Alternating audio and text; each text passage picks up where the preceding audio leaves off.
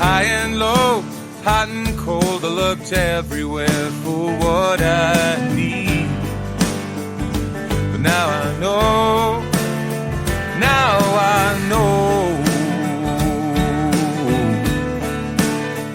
I'm going back. Hello, welcome to SOS. I am your host, Jennifer Elizabeth Masters.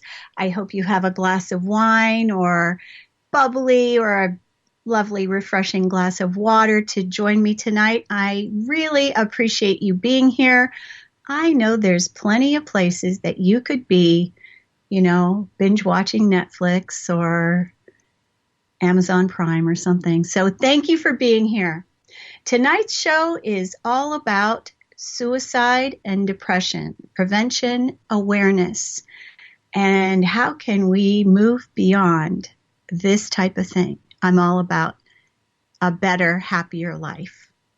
As his heart-based intuitive soul sculptor and fearless healer, I almost said fearless leader. Maybe I am a fearless leader. I guide you to chip away at whatever obstructs your health, happiness, or success so that you can have the life of your dreams. As an international best-selling author, you can find my books, including my audiobook, Orgasm for Life, on Audible and Amazon, and my website is jenniferelizabethmasters.com. So my goal is each week to share tools that will lift you, energy to support you, and at the same time, hopefully brightening your day, your life, adding a little humor and wisdom and maybe some irreverence to get you thinking outside the box because, there is no box. And if you were looking for more happiness, abundance, and about to rise above life's circumstances, you are in the right place. So this is a deep and dark subject, and I will do my best to make it as light and happy as I can. Now, as a person who has recovered from depression, I did suffer with it for well over 3 decades, probably more than half my life, through teenage years when I really wasn't even aware that I was depressed. So depression has touched most of us in one way or another, whether it is a friend that has had an episode of depression or perhaps someone that has committed suicide like I have. We are about to look at why it occurs, what causes people to want to take their own life, and my promise is to leave you with hope for yourself and loved ones, and maybe some tools that you can use to bring comfort and support. And, along with what is going on with this world today, here we are in the midst of this COVID-19 virus pandemic facing many additional issues. People are out of work. People have been laid off. People are not making money. And of course, on top of that, social distancing can increase the risk of suicide. And it is important to consider, that those people around us could be in that high risk factor. So there has been a study about this absolutely happening during this time. And so since 1999, the suicide rate in the U.S. has risen by 35%. And according to a recent analysis by the Centers of Disease Control, if you believe them, suicide is the 10th leading cause of death in the U.S. and reasons for it. Let's just take a look at those. And the reasons for suicide are different with teenagers and adults. And, we'll talk about what those differences are. So for adults, economic stress, social isolation, and this is especially so during this time. Decreased access to community and religious support. People can't even go to church. You can't sing in the choir. And then, of course, you can't even go to see your psychiatrist if you go in person or your therapist. And, of course, there could be increased illness and medical problems. And, of course, we're inundated by media, social media, left and right, people sending us videos, and those things can increase stress, isolation, and depression as well. And this national anxiety is huge. And of course, there has been an increase in firearms sales. All of this is like a big soup that's bubbling like a cauldron. So I just want to tap into a little bit. What does depression feel like? Now, for those lucky enough to never have been touched by depression. Bless you. Everyone is different, though. What most people report about depression, what it feels like, you have this reduced energy, you feel tired, dead inside, numb, or listless. You may not care about life or even what others say to you. You may have difficulty concentrating, focusing on simple tasks. Your memory might be foggy or totally absent. That was one of the things that my husband loved to remind me that I didn't remember, and he used that against me constantly when I was depressed. But the memory will come back when you clear the depression, and mine did. I do remember most of my kids' names. So my memory improved tremendously, and yours can too after the depression and clears. Okay, so what does it feel like when you're suicidal? Now, I'm sharing this because I think it's important for us all to be aware, what is someone going through that is facing suicide? Why would someone even go there? And for those of you that have never been depressed and have never thought about wanting to kill yourself, hallelujah, that's awesome. It's an awesome thing. But we have to be aware, because there's people around us that may be going through a really difficult time. So what do they feel? What does someone who's feeling suicidal feel? They have ideas. So suicidal ideation, it means that they're having ideas about suicide. They think about it, they plan, and it is one of the things that plays on their mind like a rolling tide over and over and over. It's relentless. They feel like there's no way out, strong feelings of relentless despair, hopelessness, helplessness, coupled with a feeling of wanting to die. Someone who is suicidal may think of different ways they want to make it happen, and they may try different techniques on for size. 50% of men choose a gun. Suicidal people also want to talk about how they would kill themselves. So noticing this behavior should never, ever be downplayed. If someone says, well, if I was going to kill myself, I would jump off a bridge, or I would jump out of a 8th floor window in an apartment. Take it seriously. That is not something that someone says that is not thinking about suicide. Suicidal people want to talk about it. Noticing this behavior is imperative. Take it seriously. And like I said before, if you are not suicidal, you don't think about those things. So how prevalent is suicide? Well, according to suicidology, yes, that is a thing. Similar to the 2017 crude suicide rate, 14.8 is the highest crude rate observed in the States since 1938. The age-adjusted suicide rate was 14.2. And when you're looking at the COVID statistics, you can see that's a pretty big number. It is the highest age-adjusted rate since 1941, when the World War began. In the last 45 years, suicide rates have increased by 60%. Almost 1 million people die by suicide globally each year, which translates into 16 deaths per 100,000, or, I have to take a deep breath when I say this, a death every 40 seconds. Staggering, I know. In the U.S. alone, in 2018, there were 48,344 suicides. Firearms accounted for 24,432 in 2018, which is just over 50%. In 2017, the numbers were slightly less by 1,171. So this translates to one male in the U.S. taking their life every 10.9 minutes. It's a scary thought, isn't it? Every 10.9 minutes. In less time than it takes to drink a cup of coffee, somebody's taking their life.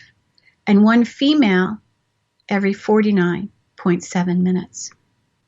Suicide is among the leading the 3 leading causes of death among those aged 15 to 44 in some countries, and in the second leading cause of death in the age group 10 to 24.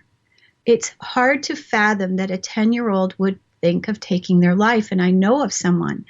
And why would someone that age take their life? Well, bullying at school, and parents not paying attention to it, teachers not paying attention to it. When this type of behavior is allowed to continue, the kids feel that there's no way out. They feel like they don't fit in. They feel like they have no friends. And when you're that age, 10 years old, and you have no friends and you don't fit in and nobody is helping you, you feel like you have no way out. Now, these numbers that I've just mentioned do not include the suicide attempts. We'll talk about that in a little bit, which are 20 times more frequent than the completed suicide. So for every suicide death, there are 20 attempts. All right, so who is hardest hit? White, elderly males.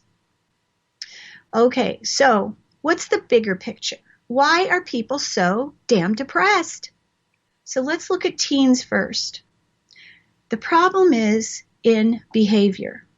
Too much screen time, not enough community, too much social media, comparing themselves to other people on social media. And there is such shaming on social media.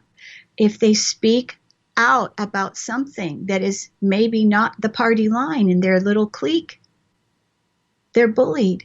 Bullying at school. So teens that are playing too many video games rather than interacting and playing outside, in nature, is a big problem. Statistics about video game play show poor school grades, inability to sleep properly, and sleep, if you know, it's a big requirement for us humans. We produce serotonin when we sleep. Without enough sleep, depression ensues. And of course, too much isolation, breakups they can't handle. And of course, social media, they're spending all this time on social media, on their phones. If you watch kids, when there was socialization happening in our town, I remember going by the mall and seeing a bunch of kids, 4 or 5 kids on the side of the road, and they're all on their phones. Nobody's talking. They're with their friends, but they're not talking to one another.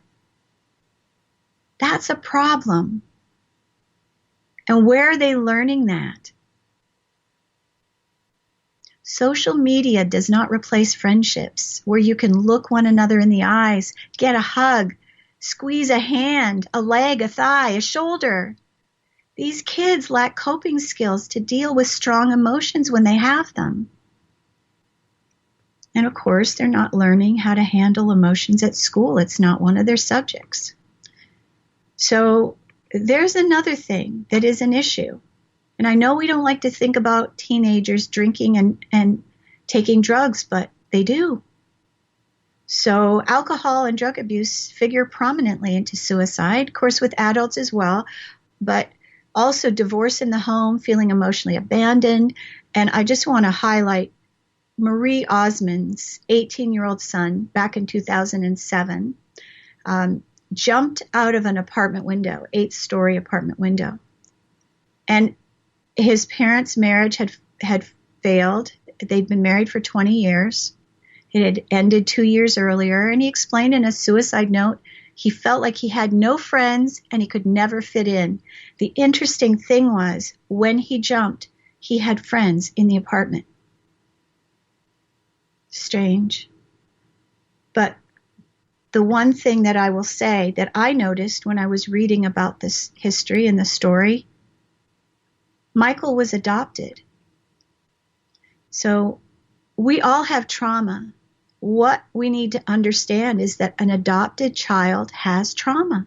Their mother gave them up for adoption. That's abandonment. It's abandonment from the time of birth. And that needs to be dealt with therapy, energy clearing. I recently worked with a woman who's a beautiful lady. She had no idea that she had an issue with abandonment from birth when her mother gave her up for adoption. And it was huge, pervasive in all areas of her life. When I highlighted it and connected the dots, it was like, wow, I can't believe, no wonder all these things have been happening to me all these years. Adoption's a big deal. Emotional abandonment is a big deal. Sexual molestation is a huge deal. So Michael's feeling of never fitting in has to do with the fact that his mother gave him up. She didn't want him. These programs are totally unconscious, meaning we are unaware of how debilitating they are and how overwhelming the effect has on our ability to thrive, feel loved, and happy. So what are the signs to watch for in teenagers? These are really important. A lot of them will carry over to adults. Helplessness or hopelessness, low self-esteem, sluggishness, substance abuse, could be alcohol, it could be drugs. Spending more time alone, including away from you, parents, away from their regular friends. They're making excuses why they're not doing those things. Decrease in desire to do the things that they had so much fun doing before, like sports, activities, hobbies.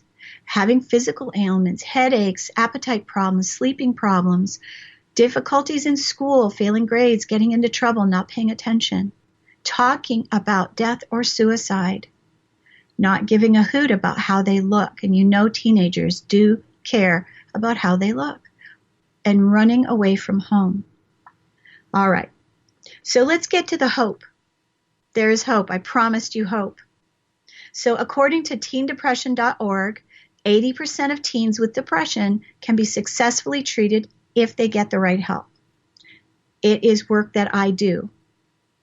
Now, I suffered from depression from my childhood because I had a narcissistic mom who put me in harm's way, who didn't help me when I cried for help. Okay, so she continued to ignore my cries. When no one listens, we learn helplessness. Learned helplessness is when no matter what we do, no one helps us. And then we decide to not even bother trying. So I'm going to talk about a couple of people that I worked with that had depression. And then you're going to hear from someone that had suicide and deep depression. I have suicidal ideation and deep depression. I think you'll find it very interesting.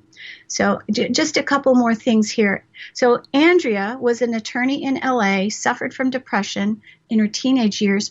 Her father shared his plan to commit suicide with her and then succeeded in doing so. She felt helpless to stop her father from taking his life. She blamed herself into her 30s unconsciously until it finally surfaced as suicide. She was certain it was her fault. Her father committed suicide. She should have been able to help him. And while I was working on Andrea, I could taste vodka. This is really important. When I asked if she was drinking, I told you I was on the phone with her. I tasted vodka. When I asked if she was drinking, she told me yes. She'd been drinking all day since the morning and for many days. So the important thing here about alcohol is that it is involved in over a quarter of all suicides in the U.S., approximately 7,500 per year. Suicide is 120 times more prevalent among adult alcoholics than in the general population. Alcohol have higher rates of both attempted and completed suicide than non-abusers. More than 1/3 of suicide victims used alcohol prior to death. And the caveat here is that this often happens on weekends when they don't have to sober up for work. And they get this alcohol intoxication, which predicts the use of a more lethal means of suicide, a firearm. When intoxicated, people are much more likely to attempt a suicide, which is a they're using a means where they'll have a very low probability of survival. Shooting yourself is, I know of one man that did live through it, but I think he wished he hadn't. So for this woman, Andrea, I recognized how dangerous it was for her. She wasn't even able to stay on the phone with me while I worked on her. She continued to drink. Well, on a side note, I just have to say the energy clearing I did, whether she was on the phone or not, was just as powerfully remotely. So I worked on her to clear the helplessness, the trauma of holding on to the secret, feeling responsible for her dad's death as a 14-year-old. I worked rigorously on her addiction, self-hatred, to release all these old patterns. And it took 2 hours. And I removed despair, anger, grief, self-abuse, and really heavy dark energy. Most people that are suicidal have energy attachments. You can call them demons, you can call them whatever you want to call them, but they have energy attachments, which is why they feel like there's no way out. And the dark energy doesn't give a hoot about the host. It's all about sucking their energy, using that energy that they are to live. So since that time, since those clearings, I did 3 of them for her. She's back practicing law in LA. She's back taking care of her daughter, thriving. There's one other person I want to talk to you about, also a woman. She attempted 12 times to take her life.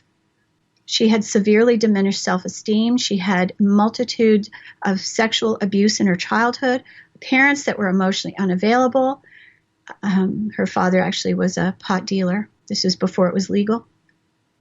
She felt abandoned and unloved. I cleared her once and she was free. So this is possible, people, with an energy clearing. It is amazing, can be life-changing. So anyway, Sierra is now married, living a very happy, balanced life. And I'd really like for you to hear from Star West Perry. I think she's on the line. Hello. Hi, Jennifer. Hi, Star. Thanks for being here tonight with me and everyone. It is a pleasure. Well, thank you. Would you mind sharing a little bit about where you were? First of all, how long ago was it that you suffered from severe depression and suicide ideation?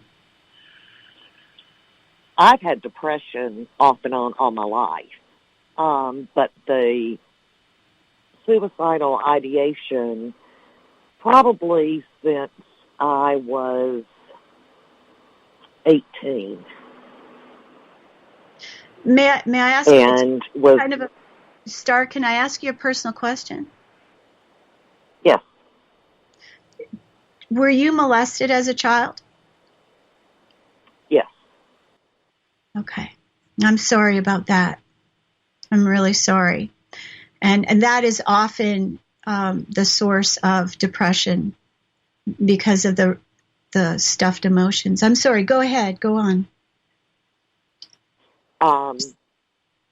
But it started around 18, and I got married very young. It was an abusive marriage, and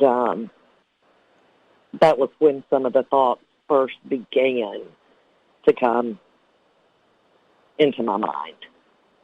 And then I had a baby and another baby, and so that kind of distracted me, raising kids from that. So when did it suffering from depression? When did it become so bad that you were in despair, like you really considered taking your life?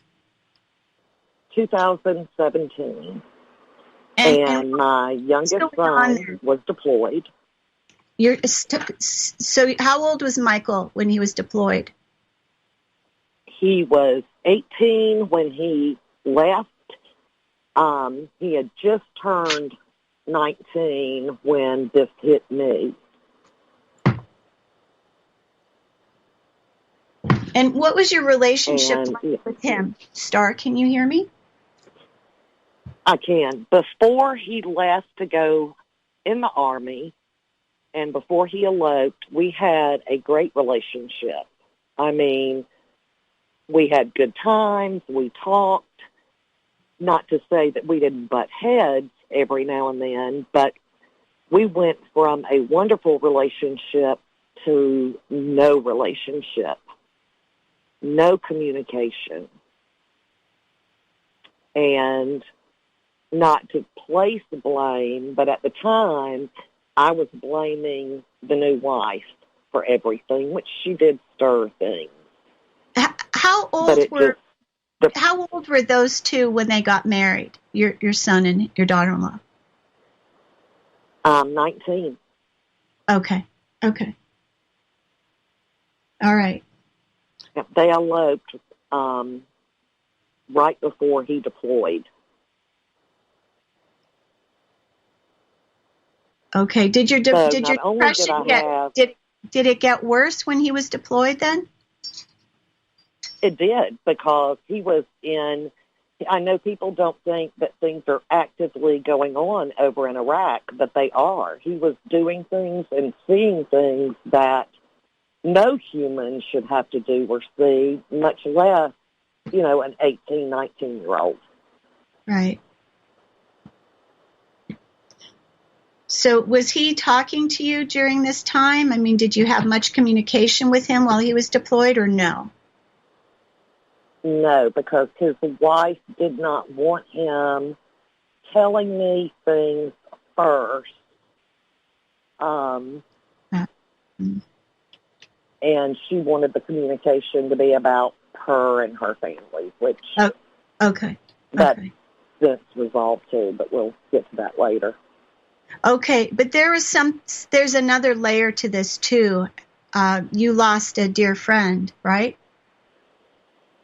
Yes, my very best friend in the world, and someone who I could talk to with absolutely no judgment, and I always knew what was said between us was between us, and she was the sister I never had. Excuse me. So you had deep trust with her, correct? Very. And you did not have it with any other woman prior to that time, yes? No, I did not. Including your mother, right? Including my mother. I had always had difficulties with females. Most of my best friends were males. So, Star, can I ask you a question about your mom? Yes. Was your mom, or is your mom, a narcissist? Yes. Okay. So for those of you that have not experienced narcissistic abuse, having a mom that is a narcissist, you'll find that there's not bonding with mother and child. And often the narcissistic mother is in competition with the daughter, doesn't want the daughter to succeed or do well. There's jealousy and terrible abuse, often cruelty. You were also the scapegoat, weren't you? Oh, yes. Yes. I was the scapegoat for a lot with her. Okay.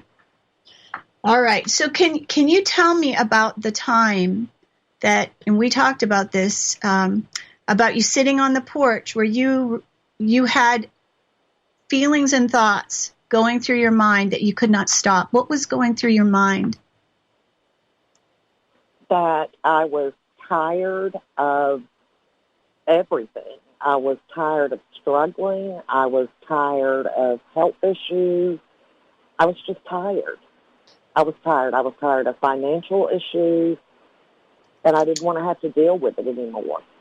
And you're not thinking of other people at that time. You're only thinking of yourself and how to end the pain. You want out of the pain. Did you have the ability, and Star, thank you so much for sharing your story, because this is it's a deeply personal share, and you're giving people the opportunity to get inside someone's mind, so that they can have an understanding for any loved one they may have lost, or perhaps you could help them understand, a loved one that is going through something similar. So thank you so much for sharing. You had told me there was a pervasive thought and feeling that you had. Do you remember what it was? Yeah. You said? Okay.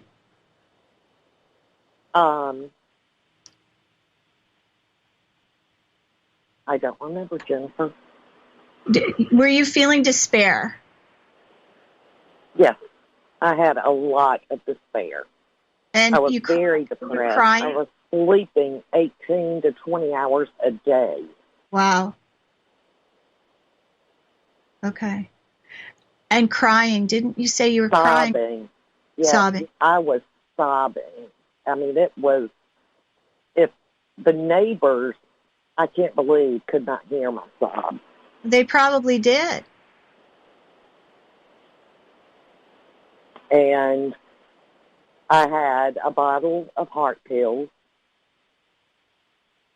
I was on the front porch so that I wouldn't die inside the home. And my husband came out.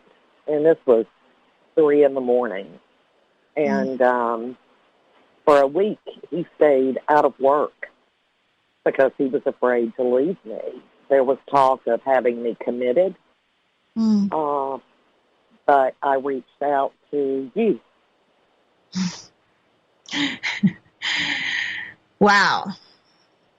Okay. And so when we connected, how was that for you? What happened? Do you remember? It was very emotional. I remember that.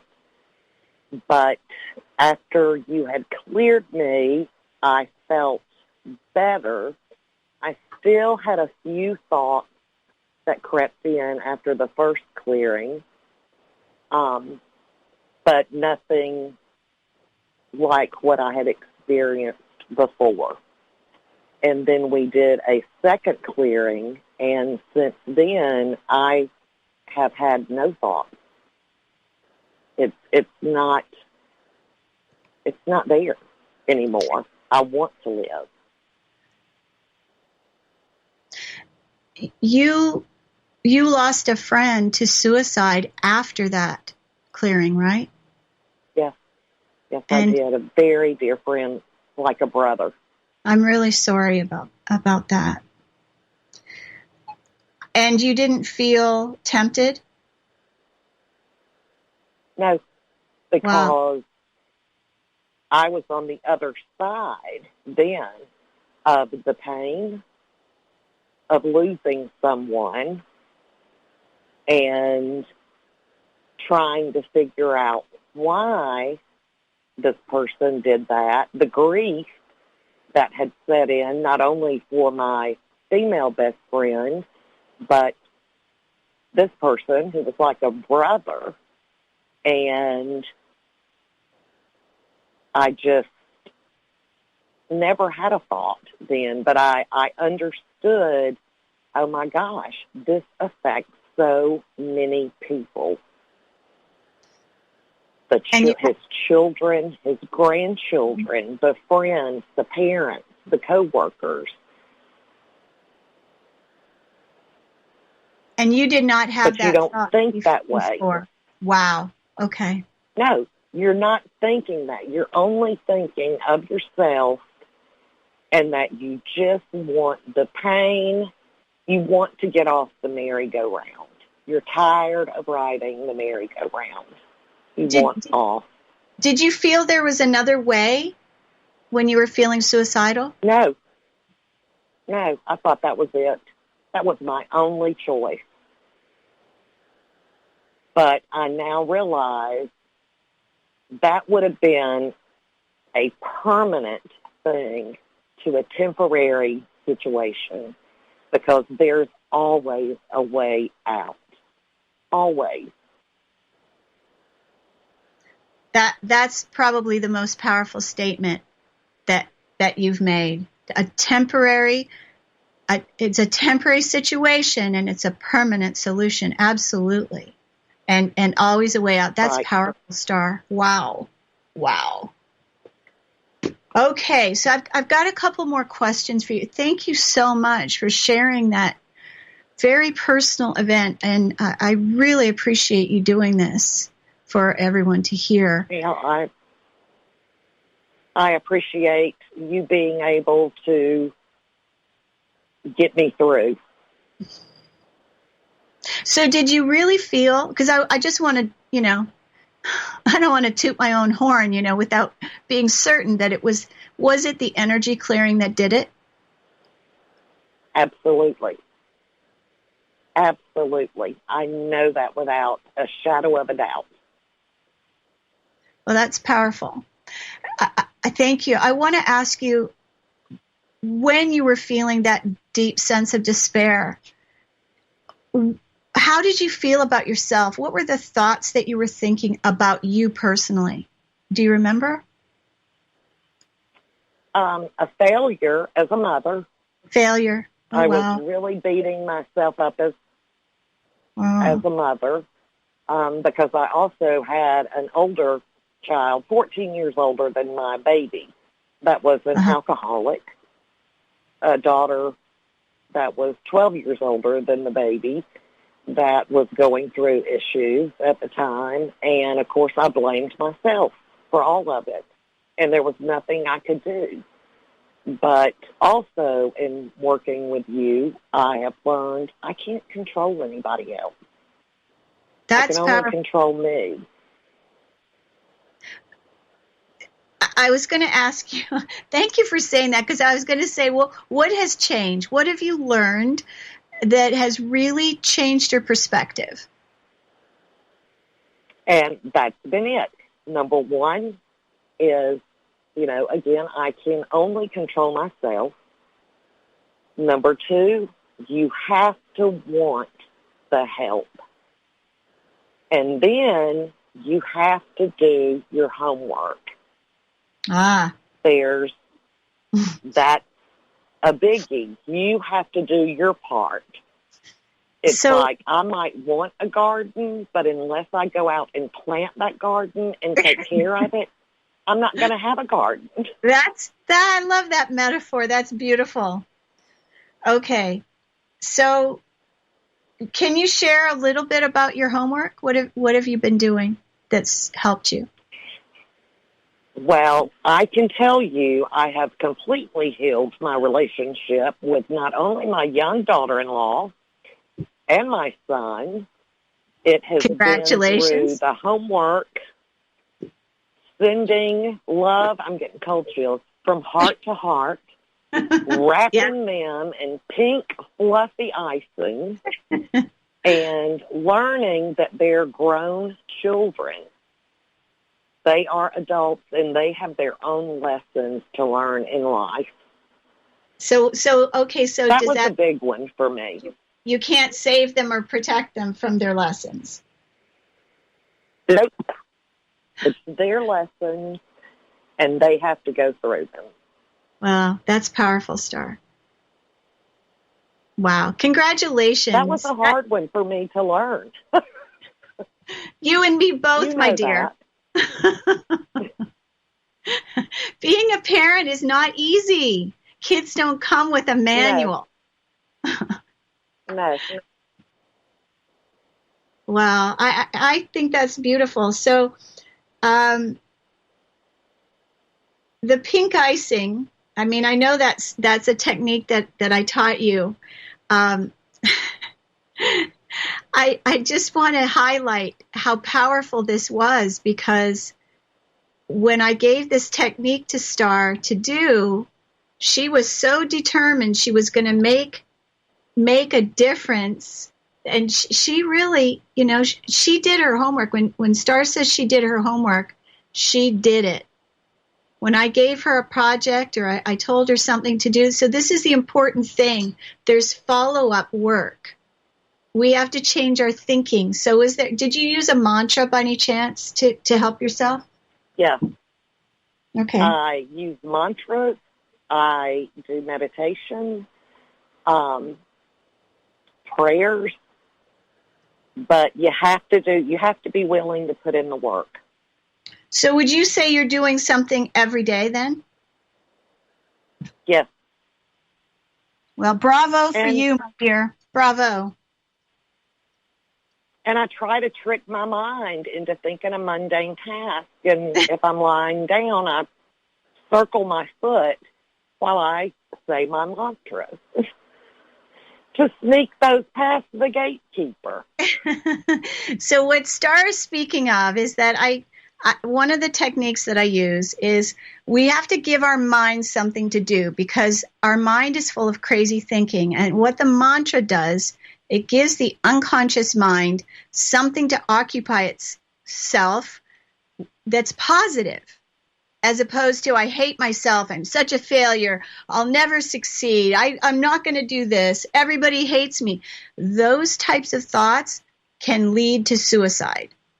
We have to stop those thoughts. So Star has got this preemptive thought, and she's thinking it. She's twirling her foot because the thing that I teach is that you have to access the unconscious mind while the mind is in neutral. So Star's twirling. She told me this today. This is funny. It's so clever, Star.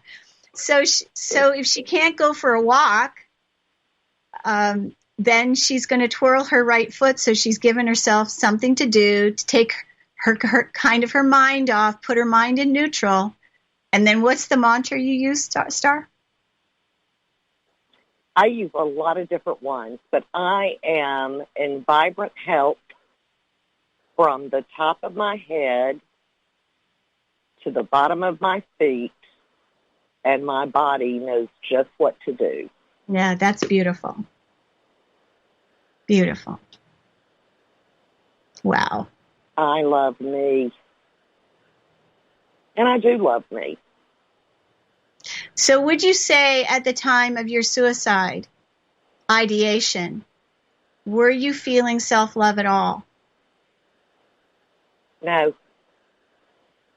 Wow. Well, you've come a long way. 2 years then, my dear. A long way.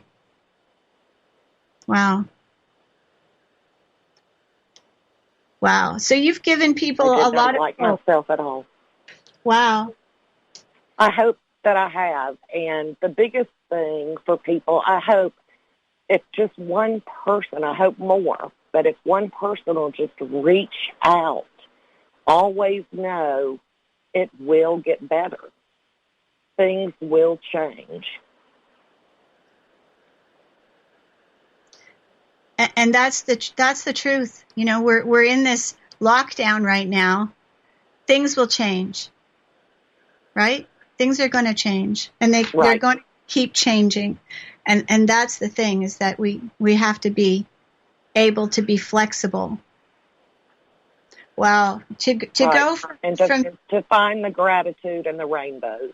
Yeah, even on the darkest of days. And I was in a tornado. I wasn't in just a dark, heavy rain. It was a tornado. Wow. And then the sun came out. The rainbows were there. But if you look, you can find gratitude in everything. So what do you feel like the gratitude did for you? I think I'm happier. Okay. I feel more love for myself. Financially, things are much, much better. Just life is better. And, you know, the relationship with my children is really good with all of them. So I have another kind of a wrap-up question. So when you were focusing on the dark and the failure and the negative side of everything, would you say that your life was in a tailspin, going down fast? Yes. I felt like I was in a deep, deep rabbit hole and that I could not climb out. And again, you have blinders on. All you're focused on, and you can't help it, is the bad that you see, Well, and that's not because, that it's going to get better. yeah. Well, when you focus on the bad, that's all you see, right? Right. On the negative. When you focus on the negative, that's all you see. Wow. Okay. So then when you turned your thoughts around and started being grateful, then that tailspin may have taken a little bit to get it turned around, but it started going upwards in a upward spiral, correct? Correct. Ever upward. And there's so much to be grateful for. I mean, little things that people don't realize. Being able to use your hands.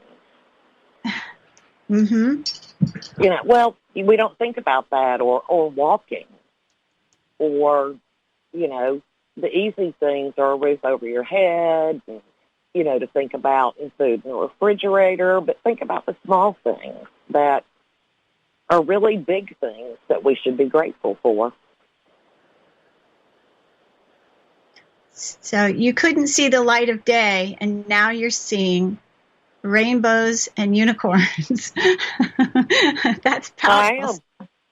So what I want to highlight, that what you said was, even your financial situation began to change, your relationships began to change, because you were focused on something different, something positive, gratitude, loving yourself. And people think that this is trite stuff, but it's powerful. Wow. You changed your life. You know, the gratitude journal is great.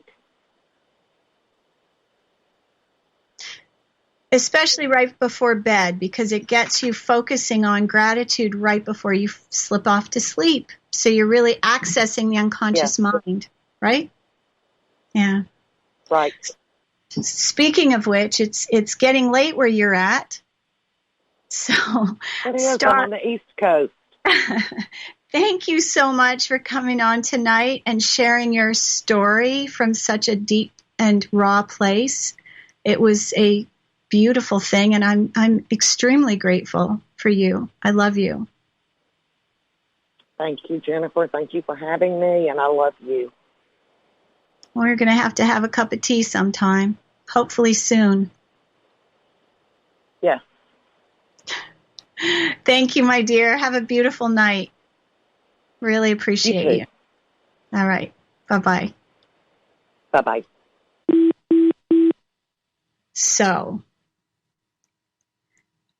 what I wanted you to hear, which I know you all did, suicide doesn't have to be the end. Suicide doesn't have to take place. There is help, and an energy clearing saved her life. And with a little coaching, she's totally changed her thought process.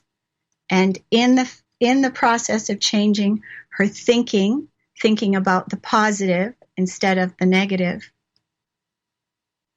even her finances have changed for the better. Her relationship with her son, she didn't share this, but she has shared it with me. So doing this pink light technique that I taught her has totally healed the relationship between her son and her. She did not have to talk about the issues.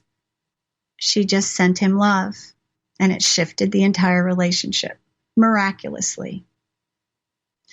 So, suicide and depression do not have to be medicated. We don't need to be medicated.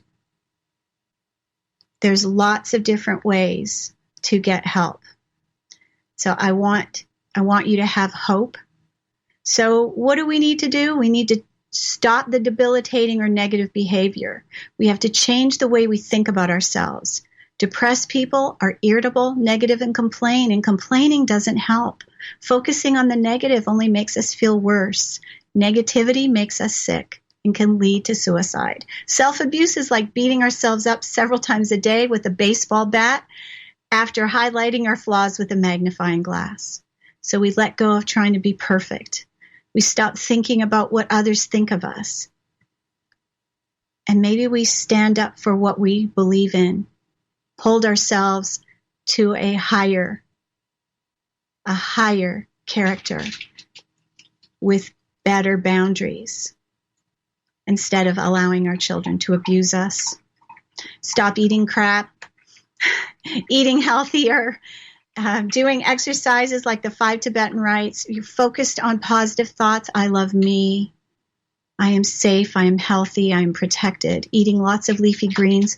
Do you know that a plant-based diet can shift depression in 2 weeks? So I'm going to give you a couple more things that will help. Deep breathing. Most people that are depressed are barely breathing or holding their breath. And I have a couple of other things for you too in just a moment. So you want to activate the vagus nerve. Cold showers. I'm taking cold showers every day. Yes, I am. So I might slip into the shower when it's hot, and then gradually I ratchet it down, ratchet it down, ratchet it down. The cold shower, cold water on the top of your head, on your thymus where your throat is, on the front of your chest. Not only does it help to prevent depression and alleviate depression, but it also activates your immune system, which is what we need right now. Deep breathing, belly breathing, activating the vagus nerve, sleeping on the right side. You know, Wim Hof has some things that he does. Now, I didn't have Wim Hof when I did this. I did it on my own. Deep breathing, Kundalini yoga. All right, so there's lots of different ways to get through depression. So I also have a few things for you. So one of the things that I do is I work with the unconscious mind, and we talked about that. But there's also the gut. The gut is so important. The microbiome is it's one of the leading causes of leaky gut, candida, and also depression. So if our gut is out of whack and out of balance, and we've got candida, that's yeast, we really need to get that cleaned up, and there's a couple of ways you can do it very easily. Caprylic acid will kill yeast. Acidophilus helps to put the good bacteria back in balance. Do your research as to which ones are the best. You want the ones with the active cultures, and I think it's like billions and billions of active cultures. And 95% of the serotonin is created in the gut, not in the brain. Only 5% of serotonin is created in the brain. So if our gut is out of whack, and I've heard doctors say for years that death begins in the colon. We have to, do a colon cleanse once a year. It's a great time to do it. So changing your thinking, change your eating, clean up your gut, love yourself. And what I will tell you is this anger. Depression is caused by angry feelings we feel we don't have a right to have. Suppressing this emotion turns into depression. The longer we stuff emotions, the harder it is, the more depressed we feel. So if you've got clutter in your car, you don't want to shower, you don't want to shave or put makeup on, you don't care how you look, you're emotionally reactive, you're leaving things on the floor, bills unpaid, not returning phone calls, overwhelmed, you're not interested in sex, you feel unloved, you feel unwanted, increased weight or loss, eating low vibrational foods, maybe you're depressed. Take my quiz. I have a depression quiz on my website. It's on the first page. Just scroll down, JenniferElizabethMasters.com. And, I have to do my little segment on it's all bullshit. So I'm not going to dwell on the bullshit part too much because I know this is a really heavy and dark subject. But I will say this about the bullshit thinking. Antidepressants do not cure depression. Now, for some people, going on an antidepressant for a short time to get themselves straight so that they can have therapy so that they're not suicidal. However, what I will say to that, there are antidepressants that people commit suicide on. 1 in 5 people who commit suicide are on antidepressants. So don't rely on antidepressants to cure if they don't cure depression. They may make you feel numb, get you into a flat space, a little bit out of, but you need therapy, you need coaching, you need energy healing. Don't just be satisfied with just taking a pill. I had someone call me, I'm on antidepressants, I feel numb, and I'm so darn angry. What's wrong with me? I said, well, anger is the source of the depression. The antidepressant made her feel numb, but she hadn't handled the anger. You've got to deal with the root cause. Is it abandonment? Is it anger? Were you molested? Are you angry because your mom didn't love you? She was a narcissist. You were, whatever it is, you've got to deal with that root cause. And a pill doesn't do it. That's the bullshit part. Pill doesn't do it. Okay, so what I do want to tell you is that on my website, jenniferelizabethmasters.com, I have a package that heals depression. It has 2 full energy clearings, and it has 4 beautiful audios that I created in a studio. One is transmuting worry and fear. My daughter was experiencing really deep anxiety, came to visit me when I was in Colorado, and she hadn't slept in days. And, you know, our kids criticize us the most, right? She goes, Mom, I don't normally like your stuff, but it put me right to sleep. She listened to it, and she was in practically a coma almost immediately. So this transmuting worry will calm your anxiety. There's also one, transmuting guilt and shame. Guilt and shame come from a lot of things. They come from rape. It comes from rape, comes from molestation. And how many of you had that as a child? Both men and women. And so we want to clear those. They're the lowest vibrating emotions, guilt and shame, vibrating at about 20 on a scale of 1 to 1,000. So you want to get rid of that. And of course, the cognitive therapy. There is also an audio in that package. It's called, I think it's called The Dance of Anger, but 2 energy healings and guilt and shame. And then there's depression level 1, which lists the darkness of depression, and depression level 2. You're going to be thrilled about this one. It lists suicidal ideation from your energy field. And so you can take my quiz and check out the package. And if you're interested in getting more information, you are free to email me at jenniferelizabethmasters@gmail.com. I also have YouTube videos, energy clearings on YouTube. So do a little research. You've got the time right now. So now's the time to check it out. Okay, again, my website is jenniferelizabethmasters.com. So this entire package is so powerful that you'll feel lighter, sleep better, be relieved of suffering. Your depression will lift, you'll focus, and life will return to better than normal. Hope and joy will return as the dark veil lifts when you listen to these audios. I am Jennifer Elizabeth Masters. I have so enjoyed being with you this evening. Thank you so much for being here and joining me. I wish you passion, joy, love, and a life of health beyond your wildest dreams. I hope you'll join me in 2 weeks' time when I'm going to help you manifest a magical life. I love you. Good night.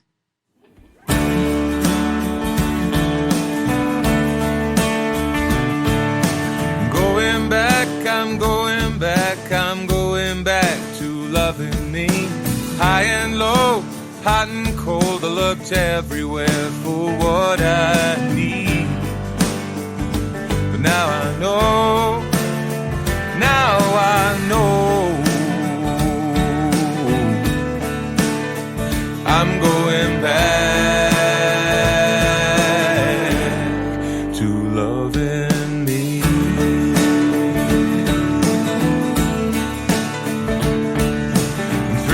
pain, the fire it made, I wouldn't change a single thing. Found a way to make it work, stronger for the road that hurt.